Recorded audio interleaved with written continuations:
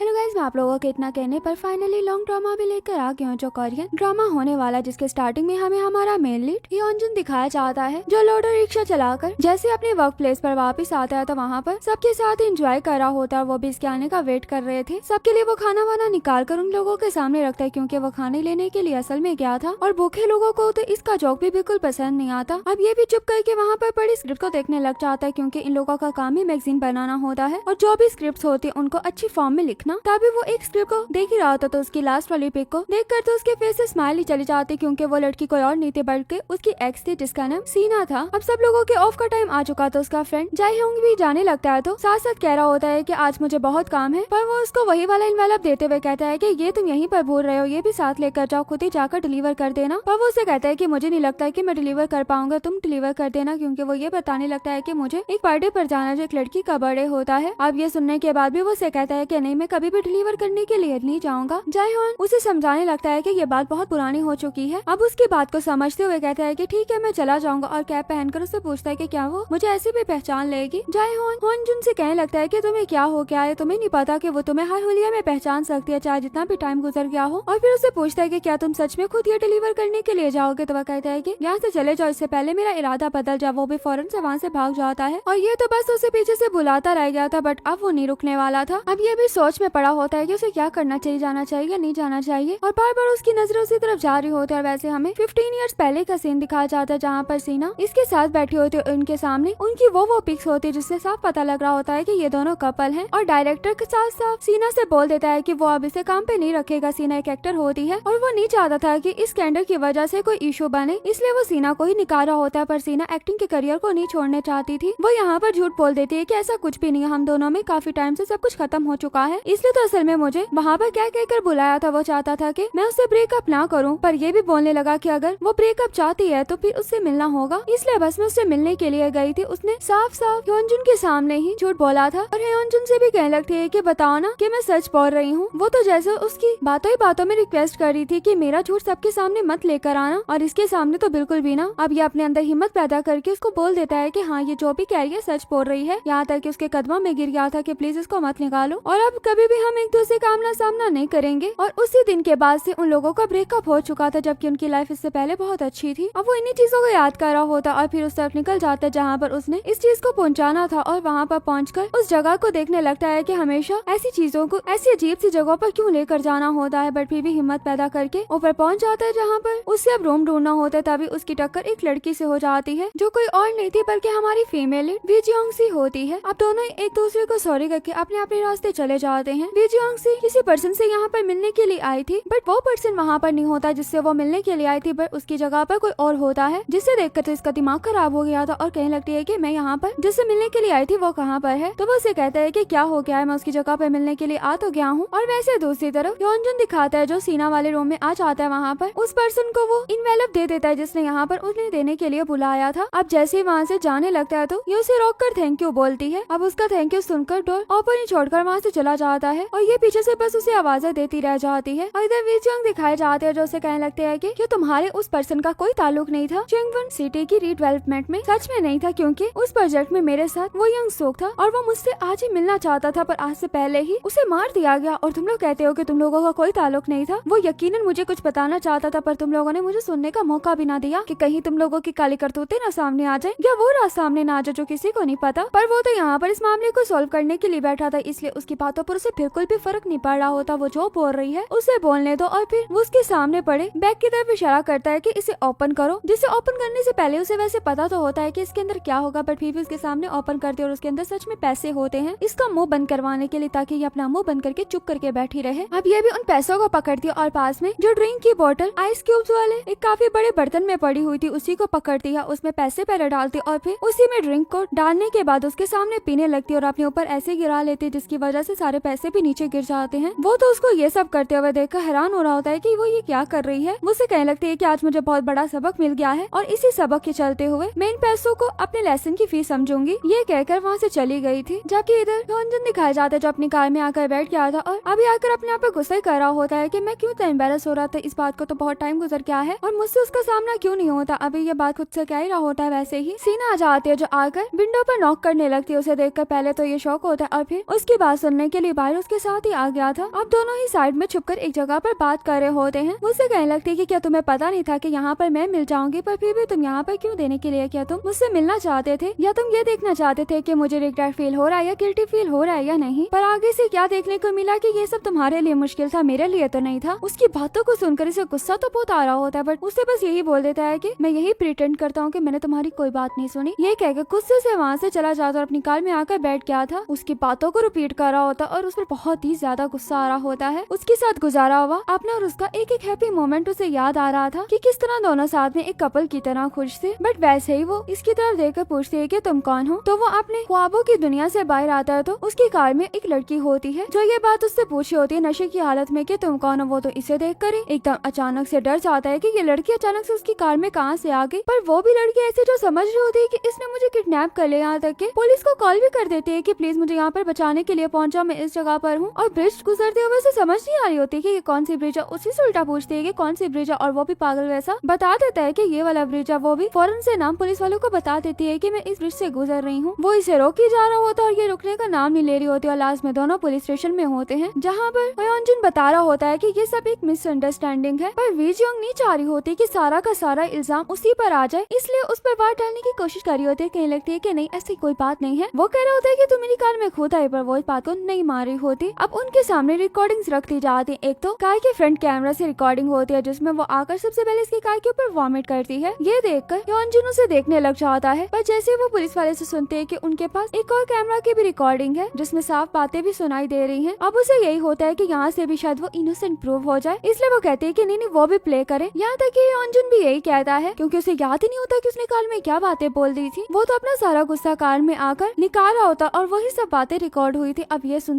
के वो काफी एम्बैरस हो रहा होता है। अब इसी के चलते हुए मिसअंडरस्टैंडिंग का तो पता लग चुका था और दोनों एक दूसरे से सॉरी कर लेते हैं। पर वो तो अभी भी इतने नशे में होते हैं यहाँ तक कि पुलिस वाले से कह देते हैं कि मैं ही इडियट हूँ, मुझे आप अरेस्ट कर लो, मुझे जेल में जाना है। वो तो इसकी हालत को देखते फौरन से कहता है कि मैं यहाँ पर इनोसेंट प्रूव हो गया इसलिए मैं जाता हूँ। ये कहते हैं वहाँ से निकल जाता है। फिर वहीं पर पुलिस स्टेशन के बाहर उसे बैठे हुए देखकर उसके लिए हैंगओवर चीज ही पास की शॉप से बाय करके ले आया था और उसे देते हुए कहता है कि मुझे नहीं पता तुम्हारे साथ ऐसा क्या हुआ जो तुमने इतनी ड्रिंक कर ली, पर इंसान के साथ जब पूरा होता है तभी वो इतनी ड्रिंक कर लेता है। पर मैं तुम्हें यही बोलूंगा कि उसी चीज पर अटके नहीं रहना बल्कि मूव ऑन कर जाना। मूव ऑन करना सबसे बेस्ट वे होता है। जबकि उसे खुद का ख्याल आता है वो तो अभी तक नहीं मूव ऑन कर पाया, तो दूसरों को कैसे कह सकता है कि मूव ऑन कर लो। मे भी कहने और करने में बहुत फर्क होता है। खैर वो भी अपने कार्ड के ऊपर अपना नंबर लिखकर उसकी तरफ करते हुए कहती है कि कभी भी आपको मेरी जरूरत पड़े तो मुझे बताना। तो वो पहले तो उसे देख रहा होता है, फिर चुप करके उसके कार्ड को लेकर वहाँ से चला जाता है। अब उसके जाते ही सबसे पहले वो अपने दोस्त के फ्यूनरल पर आती है। वहाँ पर उसकी वाइफ बहुत ही ज्यादा रो रही होती है। वो प्रेग्नेंट भी होती है और इसे सारी गलती खुद की लग रही थी। और इधर हयोंजुन जो घर पर आने के बाद सबसे पहले सीना के ऊपर सर्च कर रहा होता है और वो सच में काफी ज्यादा फेमस एक्टर बन चुकी थी। अभी वो यही सब देख ही रहा होता है। वहाँ पर एक पर्सन आता है जो अपनी प्रिंट करवाई स्क्रिप्ट दिखाते हुए बताता है कि मैंने यहाँ से कुछ टाइम पहले स्क्रिप्ट प्रिंट करवाई थी पर इसमें काफी ज्यादा मिस्टेक्स हैं। ये कहकर उसके सामने आकर बैठ गया था, पर वह कहने लगता है कि मुझे नहीं लगता वांग ने ऐसी कोई मिस्टेक की होगी। बट फिर भी वो उसे पकड़कर देखने लगता है। उसे कोई भी गलती वहाँ पर नजर नहीं आ रही होती और जब ये गलतियाँ दिखाने पर आता है तो बहुत सी गलतियाँ दिखा देता है। अब वहाँ पर काम करने वाले लोग जैसे जैसे आ रहे होते हैं उन लोगों को देखते हुए वो उन लोगों की तरफ इशारा करते सब डर जाते हैं कि अब पता नहीं किसको बुलाने वाला है। पर वो पीछे खड़े वांग को अपनी तरफ आने को बोलता है तो वह कहता है कि नहीं मैंने बिल्कुल ठीक काम करके दिया था। तो वह कहता है कि नहीं इसको बोर्ड लेटर्स में जाइए। अब वो भी अपनी स्क्रिप्ट को ठीक करने के लिए देने के बाद वहाँ से जाने लगता है। अब उसको जाते हुए देखकर दोनों बाय करने लगते हैं और बाय करके उन्हें यही होता है कि वो जा चुका होगा, इसलिए उसको लेकर बात करने लगते हैं कि बहुत ज्यादा उस पर गुस्सा आ रहा था। ये वाली गलतियाँ इग्नोर भी की जा सकती थी पर नहीं, वापस से आकर प्रिंट करवाना है। वो इन लोगों की बातों को शायद खड़े होकर या तो सुन रहा था या तो नाटक कर रहा था सुनने का। जिस तरह जितने गुस्से से वो उनकी तरफ देख रहा होता है ये लोग तो उसे एक सेकंड के लिए देखकर डर जाते हैं और फिर वापस से बाय करने लगते हैं। आपकी बाई चुप करके वहाँ से चला जाता है। अब ये उसके स्क्रिप्ट को लेकर बैठ गया था। उसे करेक्टर करने बहुत ही ज्यादा अजीब लग रहा होता है पर पूरी स्टोरी पढ़ने के बाद तो वो उसे जीनियस कहे बगैर रह नहीं पाता। अब वो जैसे बंद वगैरह करके जाने लगता है तो वही आ जाता है जो अपनी स्क्रिप्ट देकर गया था। ये तो उसे अचानक से यहाँ पर देखकर डर जाता है। उसे कहने लगता है कि तुम तो मुझे हार्ट अटैक देने वाले थे। उसे कहने लगता है कि तुम्हें देखने के बाद मुझे ऐसा लग रहा था कि मैंने तुम्हें कहीं देखा है या मैं तुम्हें जानता हूँ। इस तरह की फीलिंग्स मुझे आ रही थी। यहाँ तक कि घर पहुँचने के बाद भी मुझे नहीं याद आया था कि मैं तुम्हें कैसे जानता या कैसे देखा है। बट फिर मुझे जब मैं डॉग को घुमाने लेकर निकला तब मुझे याद आया कि तुम तो बिल्कुल मेरी मूवी के मेन लीड कैरेक्टर जैसे हो। तो वो उसे कहने लगता है कि अच्छा तुम ये बात मुझे यहाँ पर इस टाइम पर बताने के लिए आए हो। तो वो कहता है कि नहीं ऐसी बात नहीं है, बल्कि मैं तुम्हें मूवी में कास्ट करने के लिए आया हूँ। उस मूवी में तुम्हारा रोल डिटेक्टिव कांग तिलगु होगा तो वो उसे साफ मना कर देता है कि मुझे कोई करेक्टर नहीं करना, क्या मतलब है तुम्हारा। यहाँ तक कि उसके मना करने के बाद भी नेक्स्ट डे भी उससे पूछने के लिए आ जाता है तो ये जल्दी से अपनी कार में बैठ जाता है और उसे आगे से हटने को बोल रहा होता है, बट वो टीटों की तरह वहीं पे खड़ा रहता है। यहाँ तक कि वो फिर से जब अपनी शॉप बंद करके जाने लगता है तो ये फिर से उसके पेट में बाहर ही होता है। उसे देखकर इसका फिर से दिल बाहर आ जाता है क्योंकि इस इंसान ने कसम खा ली थी कि वो उसे हार्ट अटैक देकर रहेगा। अभी भी वही कास्ट वाली बात कर रहा होता है। वो उसे मना कर देता है कि मुझे कोई मूवी नहीं करनी, कोई कुछ नहीं करना, प्लीज यहाँ से चले जाओ। पर वो जब नहीं जा रहा होता तो खुद ही अपने आप को अपनी शॉप पे बंद कर लेता है कि मैं भी अब यहीं पर रह लूंगा, तुमने रहना तो रहो। फिर तो बात हद से ज्यादा बढ़ जाती है कि वो उस तक वॉशरूम में भी पहुंच जाता और उसे बाहर से खड़े होकर कह रहा होता है कि प्लीज मान जाओ ना, पर वो अभी भी उसे मना कर रहा होता है। पर अब अपने वॉशरूम को थोड़ी रोक सकता था। वॉशरूम करने के बाद जब उसके पास आकर उसकी बात सुनने लगता है तो उसे कहने लगता है कि मेरे डीएनए में कहीं पर भी ऐसा नहीं है कि मैं कोई एक्टर बन सकता हूँ। ये कहकर उसकी स्क्रिप्ट को पकड़कर फेंकने वाला होता है। वैसे वो उसे रोककर कहता है कि नहीं ऐसा मत करना, तो वो उसकी स्क्रिप्ट को उसे वापस दे देता है। अब अपने फ्रेंड उससे पूछने लगता है कि जब मैं स्टेज ड्रामास वगैरह करता था, चीजें करता था, तब मैं कैसा काम करता था। वो कहते हैं कि अच्छा काम करते थे, पर तब तक जब तक सीना तुम्हारी एक्स गर्लफ्रेंड ना बनी, अगर वो तुम्हारी लाइफ में ना आती तो शायद तुम बहुत अच्छा कुछ कर सकते थे, बहुत अच्छे कुछ बन सकते थे। बट देखो लास्ट में क्या हुआ, हमें ये शॉप बनानी पड़ी क्योंकि एक टाइम पर ये उसका मैनेजर रह चुका था। पर उसको इस तरह सोच में डूबे देखकर वो उसकी ये वाली गलतफहमी को भी दूर कर देता है कि तुम्हें ये तो नहीं लग रहा कि तुम इसकी एक मूवी करके बहुत ज्यादा फेमस हो जाओगे। तो वो उसकी बात से कहता है कि नहीं मैं ऐसा कुछ भी नहीं सोच रहा। पर वो उसे कहता है कि उसकी मूवी में जान तो है, उसने स्टोरी लाइन तो काफी अच्छी लिखी है, अगर तुम पार्ट लेना चाहो तो ले सकते हो, ऐसी हॉबी समझ कर लेना, करने में क्या चाहता है। अब ये वापस घर जाते हुए भी उसकी बात पर गौर कर रहा होता है और वैसे ही रास्ते में उसे राइटर का मैसेज भी उसे आ जाता है कि तुमने क्या सोचा है, बस हाँ या ना में आंस दे दो, इसके बाद मैं तुम्हें तंग नहीं करूंगा। अब ये सोच रहा होता है कि उसे क्या आंस देना चाहिए, तभी वो उसे ये रिप्लाई देता है कि क्या मुझे इसके पैसे मिलेंगे। ये मैसेज देखते साथ ही वो इतना खुश होता है कि बस में बैठे सब लोग उसे देखने लग जाते हैं कि इसे अचानक क्या हुआ। उसे पता लग चुका था कि उसने हाँ कर दी है। अब नेक्स्ट डे वो सब लोगों के साथ मूवी के बारे में बात करने के लिए बैठा हुआ था। अब बाहर आकर उससे अकेले में वो पूछने लगता है कि तुमने अपने कैरेक्टर को क्या समझा है, मतलब उसके बारे में तुम्हारे क्या थॉट्स हैं। वो अपने थॉट्स उसे बताने लग जाता है, बट वो उसे बहुत ही ज्यादा सीरियस वे में कहने लगता है कि जैसा तुम सोच रहे हो वैसा नहीं है, बल्कि वो एक ऐसा इंसान है जो मारने से पहले कभी भी नहीं सोचता, क्योंकि उसके चाइल्डहुड के बहुत से ट्रॉमास हैं, बहुत सी चीजें हैं जिसकी वजह से वो ऐसा बन चुका है और तुमने इस बात को समझना है और मारने से पहले एक सेकंड के लिए भी नहीं सोचना। अगर तुम अपने कैरेक्टर को इसी तरह माइंड में बनाकर चलते हो तो तुम बहुत अच्छी एक्टिंग करोगे, अगर ऐसा नहीं बनाकर चलोगे तो तुम्हारी एक्टिंग अच्छी नहीं हो सकती। तो वो कहता है कि मुझे फाइट करनी नहीं आती। मुझसे कहते हैं कि सीख जाओ। अब वो इसी चीज में बहुत ज्यादा स्ट्रगल करने लग जाता है, यहाँ तक कि अकेले में भी पड़े हुए सीन्स को रिक्रिएट कर रहा होता है और फुल ऑन फाइटिंग मोड में होता है। तभी इसी प्रैक्टिस के चलते चलते उसका रियल शॉट्स लिए जा रहे होते हैं, बट वो बार बार बहुत ज्यादा बुरा एक्ट कर रहा होता है और उसे रीटेक देने पड़ रहे होते। इस चीज से वो बिल्कुल तंग आ जाता है। यहाँ तक कि उस डायरेक्टर पर भी उसे बहुत ही ज्यादा गुस्सा आ रहा था, जिसकी वजह से उसे बार बार रीटेक करने पड़ रहे थे। यहाँ तक कि भागने वाला पर्सन जब एक्टर नीचे गिरता है तो ये फौरन से उसे पूछने लगता है कि तुम ठीक हो ना, पर वो उसे डांटते हुए कहता है कि आज के बाद किसी से तुमने नहीं पूछना कि तुम ठीक हो या नहीं हो, जब तक मैं कट ना बोलूं। मेरे कट बोलने के बाद तुम जो मर्जी कर सकते हो। उसे गुस्सा तो बहुत आता है पर फिर भी अपना सीन वापस से करने लगता है और फाइनली उसने सीन को ठीक से कर लिया था। अब एक और सीन की बारी होती है, वो भी उससे नहीं हो रहा होता, जबकि बच्चे ने अच्छे से कर लिया था। अब उससे वो अंदर बात करने के लिए आता है और उसकी साइड वाले लोगों को बाय भेज देता है और उसे बताता है कि आज के लिए इतना बहुत है, अब यहाँ से सीन के कल दोबारा करेंगे। तो वह कहता है कि क्या मतलब, मैंने जो इतना किया उसमें से क्या तुम्हें कोई भी पसंद नहीं आया। तो उसे कहने लगता है कि हाँ मुझे नहीं पसंद आया, मुझे लग रहा है कि तुम आज नहीं कर पाओगे, इसलिए तो मैंने सब कुछ वाइंड अप करवा दिया है। अब ये सुनकर तो वो बहुत ही ज्यादा गुस्से में आ चुका था, यहाँ तक कि अपना कैरेक्टर छोड़ने की बात कर देता है, यहाँ तक कि ये बोल देता है कि अब देख लेता हूँ तुम किससे काम करवाते हो। ये कहकर वहाँ से गुस्से से बाहर निकलता है। सब लोग इसे देख रहे होते हैं कि क्या हुआ है, पर वैसे ही नेक्स्ट ये वापस से अपना सीन करने के लिए आ गया था। और इसी के साथ ही हमारा के पार्ट यहीं पर एंड हो जाता है। वीडियो अच्छी लगे तो वीडियो को लाइक करना ताकि मैं आप लोगों के लिए इसका नेक्स्ट पार्ट लेकर आऊँ। और अब हर पर्सन ने लाइक करना है जो भी चाहता था कि मैं लॉन्ग ड्रामा करूँ, ताकि मुझे भी तो पता लगे कि मुझे सच में अच्छा रिस्पॉन्स आ रहा है या नहीं आ रहा।